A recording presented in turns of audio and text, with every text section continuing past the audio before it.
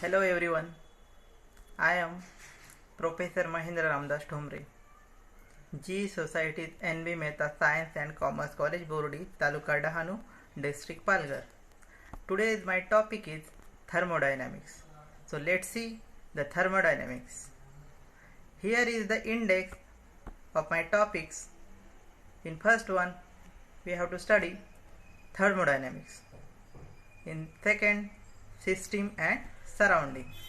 Then macroscopic properties of the system. Then intensive and extensive properties. And last one is the thermodynamic processes, internal energy, heat and work. So let's see the thermodynamics. So what is the meaning of thermodynamics? The branch of science which deals with the energy changes in physical and chemical process is called thermodynamics. That means the thermodynamics is the energy changes of physical and chemical both process. Let us learn some common terms frequently used in the discussion of thermodynamics. So first one is the system and second one is the surrounding. So let's see the system. So what is the system? A specified part of the universe which is under observation is called the system. Means any specified part in the universe is called system. So now types of system. The systems are classified into three types according to their different conditions. So first one is the isolated system. Second one is the closed system. And third one is the open system. So let's see different types of systems. So first, isolated system. A system which can neither exchange mass nor energy with the surroundings is called an isolated system. Means in isolated system, neither exchange of mass nor energy. Second one, closed system. A system can exchange energy but not mass with its surrounding. It's called a closed system. That means the closed system is exchange of energy, only energy, but not mass. Then third one, open system. A system which can exchange matter as well as energy with the surrounding is called an open system. So open system is exchange of matter as well as energy both. So this is diagram of types of thermodynamic system. So what happens when thermodynamic system we have distinguished? So first one, isolated system. So first diagram is for isolated system. No matter or energy cross the system boundaries, no work can be done on the system. So that is the isolated system. That means neither exchange of mass nor energy. So second one is closed system. So energy can be exchanged but matter can not. In closed system, energy can be exchanged but not matter. Third one is open system. So in third diagram, open system is free to exchange across the system boundaries. So both are exchangeable here in open system, matter as well as energy. So now let's see the surrounding. So the remaining portion of the universe which is part of system is called the surrounding. So the portion of the universe which is not part of the system means other than system, the part is called surrounding. The system and surrounding are separated by real or imaginary boundaries. So system and surrounding are having some imaginary boundaries, can be distinguished for distinction. So let's see the example of surrounding. So if we wish to investigate the behavior of alcohol in water, means investigate the behavior of alcohol in water. So we can take alcohol in a beaker and add water to it. So take alcohol in beaker and add water to it. Here the content of the beaker constitute the system. Means the constituent of the in beaker are system. Beaker serve as a boundary, and beaker is boundary, and everything else in it's the surrounding.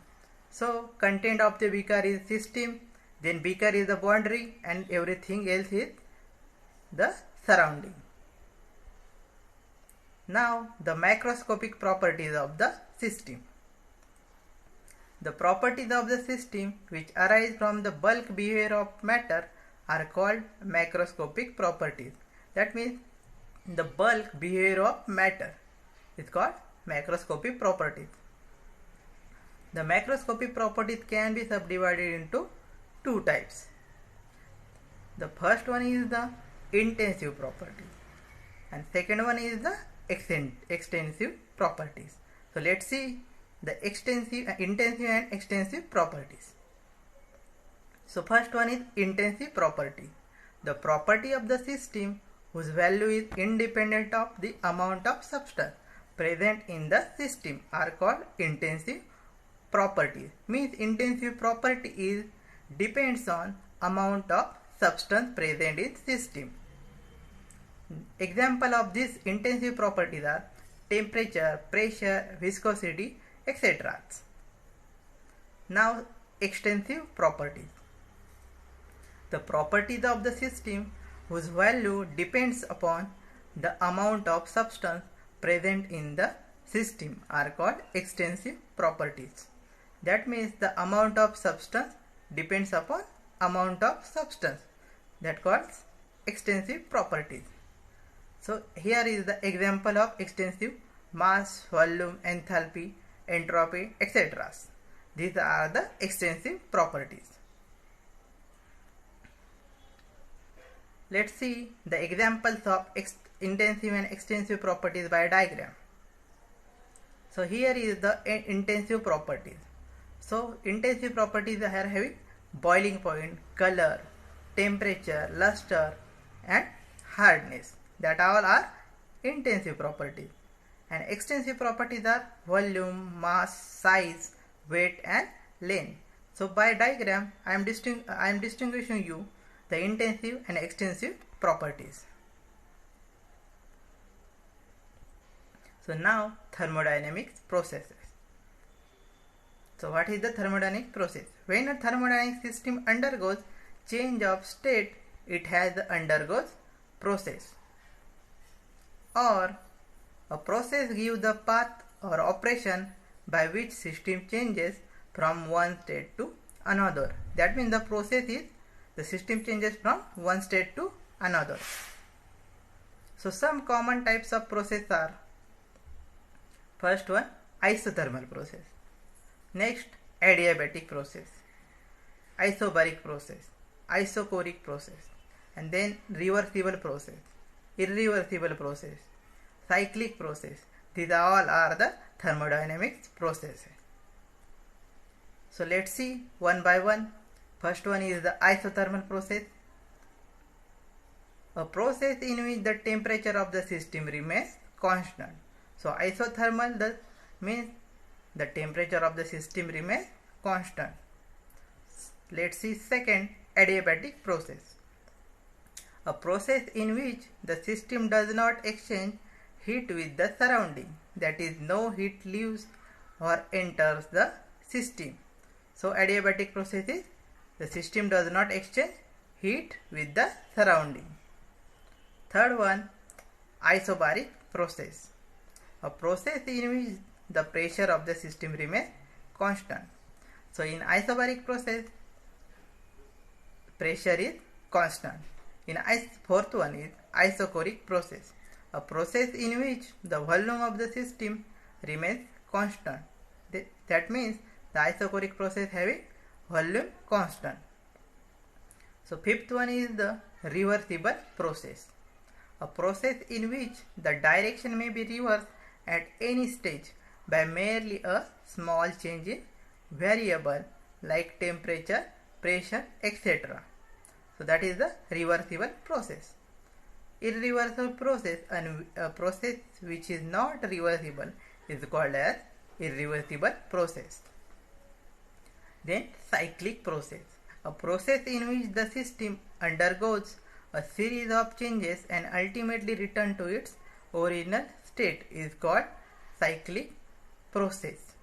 So that all are the processes. So let's see internal energy, heat and work. So what is the internal energy?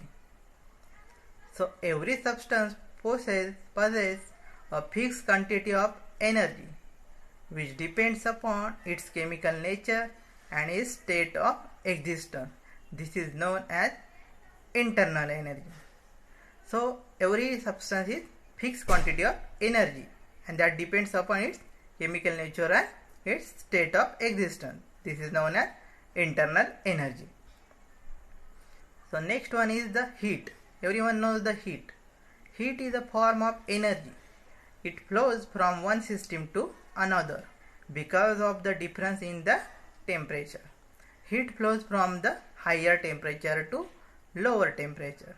So heat is the from one system to flow from one system to another because of difference in temperature, and it is always from higher temperature to lower temperature. So next one is the work. Work is said to be performed if the point of application of force is displaced in the direction of the force. That means work is done or not is known when work is said to perform if the point of application of force is displaced in the direction of the force. Means then work is done. We can say then work is done. So we have already seen all the thermodynamics concept, thermodynamic, what is meant by thermodynamic, processes, surrounding, all the things of the thermodynamics basic concepts. So thank you.